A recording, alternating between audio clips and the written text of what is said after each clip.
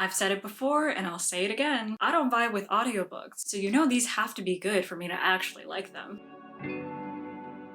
What's up, y'all? My name is Jess and welcome back to my channel. Today we are going to be talking about my favorite audiobooks so far. I've only recently started listening to audiobooks. The first audiobook I listened to was back in December 2019, and it was Aristotle and Dante Discover the Secrets of the Universe. And I did not like the experience. Didn't vibe with it at all. I didn't like it. I've always known that I'm not an auditory learner. My auditory comprehension just isn't that strong, and I enjoy reading a book physically rather than listening to it. For the most part, I just put up with audiobooks because sometimes it's the only way I can read a book, and it does allow me to do other things while I'm listening to it. And I am always a fan of multitasking. This is all to say that I'm particular. Y'all have no reason to trust me, but if the person who's saying they don't like audiobooks says these audiobooks in particular are good, what does that say? Let's just jump right into the list. The first audiobook I want to talk about is Daisy Jones and the Six by Taylor Jenkins Reid. This book is written as an oral history following the band Daisy Jones and the Six. The band rose to fame during the iconic rock and roll era of the 70s until they eventually split on the night of their final concert. No one ever knew the reason why they split until now. I loved this book for so many reasons. If you want to know why I loved the book itself, please let me know and I'm happy to do an entire review on it. This goes for any of the audiobooks that I mentioned. But for this video, I am only focusing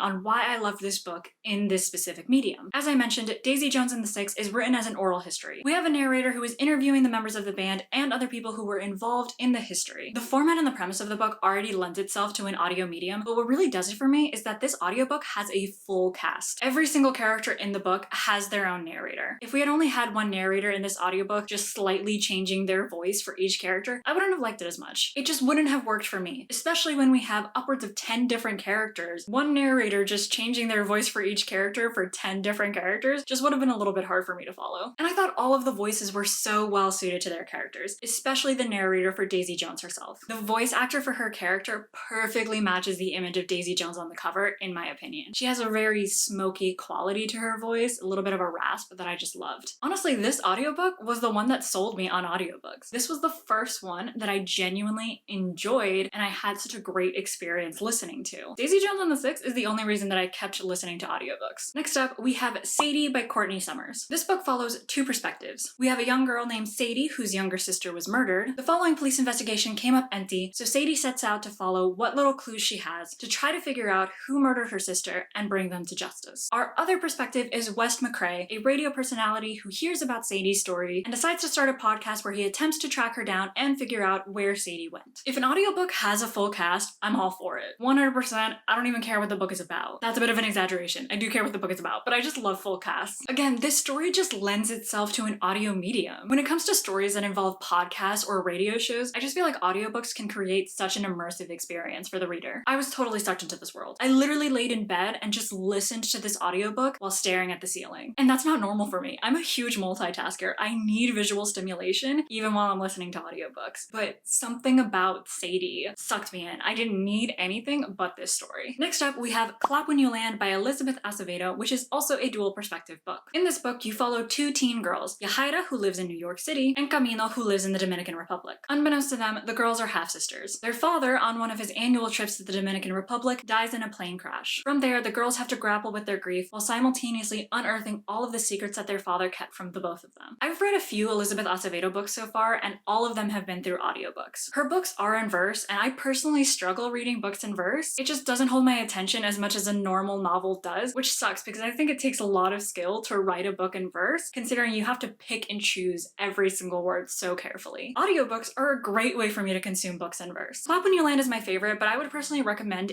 any of Elizabeth Acevedo's audiobooks, especially because she narrates her own books. I love it when authors narrate their own books because you really get to hear all of the emotions and the intonations that they were imagining when they wrote those words. With books in verse, and Clap When You Land specifically, audiobooks also just make it easier to be able to hear the rhythm of each word and phrase. The next audiobook that I wanted to talk about is Slay by Brittney Morris. This book follows 17-year-old Kira Johnson, who secretly created a massive online game named Slay that is centered around empowering and honoring Black culture. When a boy is murdered over an argument caused by the game, Slay is suddenly accused of being being a racist and exclusionist game that is breeding violence. Kira suddenly has to protect both her game and her secret identity as a developer, even as an online troll threatens to sue her for anti-white discrimination. The majority of the book is in Kira's perspective, but we do get chapters from other people who play the game slay. I'm a sucker for a full cast, you already know. What I love about this one in particular, though, is that the characters are from all over the world, and that's really reflected in their voices. This creates a more immersive experience for me personally, because while I may know that a character is French, I'm still going to be mentally reading their chapters in my American accent. Whereas with this cast, a French character has a French accent. I just thought it was a nice change of pace, and I thought it added an extra element to the book. I will say though, there is one downside to this audiobook. There are frequent exchanges of messages, and I don't personally like that in audiobooks. When you're physically reading the exchange of messages, you can skip over the names and you can skip over the timestamps, but they are so annoyingly present in audiobooks. Personally, I think that's a really minor downside considering the rest of the audiobook is so good, so I would totally recommend listening to Slay anyway. And the final audiobook that I wanted to talk about, and the reason that I thought of this video in the first place, was Radio Silence by Alice Oseman. This is the most recent audiobook that I've listened to, and I loved it. Our main character, Frances, is obsessed with one thing: achieving academic excellence so that she can go to Cambridge. Well, she's obsessed with two things actually, because she also loves a podcast called Universe City, which is hosted by a mysterious person known only as Radio. Universe City is the one place where Frances feels like she can be her most weird, full self, until she meets Alid. I loved this book so much, and if you want to hear more of my thoughts on it, please make sure to check out my October wrap-up, where I do go into detail about all of my feelings, of which there are many. Like I said when I was talking about Sadie, stories involving podcast experts just lend themselves to the audiobook medium so well. When it comes to audiobooks, I am all about that immersive experience. It's what I need to fully be able to follow a story when I'm already trying to get over the obstacle of having terrible auditory comprehension. Now, I've mentioned this multiple times, I love having a full cast, I love having multiple narrators for multiple characters. Radio Silence only has one narrator, but I didn't mind because this narrator did such a good job of having two distinct voices. One for Frances and one for Radio, the podcast host. I could always tell when she was switching between two characters,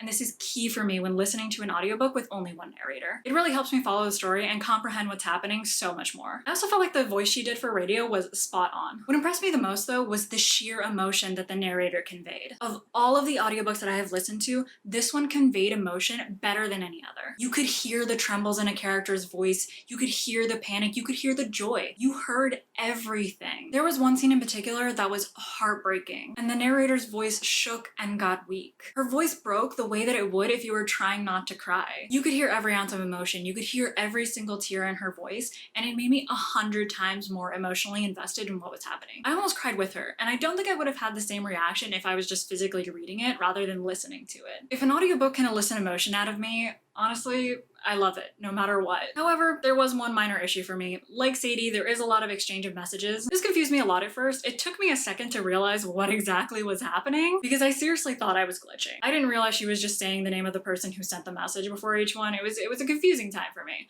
But overall, I loved this audiobook. 100% would recommend listening to it if you haven't. Those are my favorite audiobooks so far. I haven't listened to many, but I did want to share my favorite because I know not everyone has good auditory comprehension, like me, and maybe these audiobooks will work for you where others didn't. Regardless of my personal issues with it, I think audiobooks are such an amazing medium and they have so much potential. So if you have any suggestions for solid audiobooks, please let me know. I am always happy to try another one. And if you want more bookish content, make sure to subscribe to this channel. I would appreciate all of the support, and I do post 2 times a week, so you know that there is always content coming out. I'll see you in the next one, y'all. I just finished filming 2 other videos, so if my hair looks horrible, I need all of you to say not a damn thing about it.